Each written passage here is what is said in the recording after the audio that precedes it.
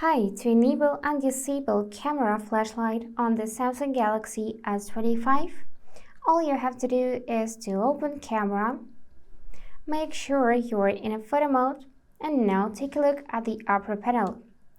Here you should see this first icon with lightning and this crossed line, meaning that flashlight is disabled. You can tap the icon and you'll see three options. This one, the second one with letter A, which is automatic flashlight, and the third one, which is to manually enable flashlight. So if you want to turn it on right now, then you should pick this third option. Now you'll see that it's lit up orange, meaning it is enabled, and you can press camera shutter button and photo would be taken with flashlight. If you choose automatic, then flashlight would be enabled once the camera will detect your dark place.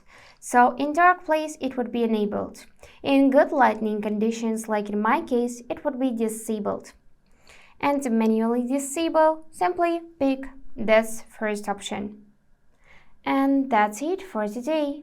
If you found this video helpful, please subscribe, like, and comment. And I wish you all the best. Bye-bye.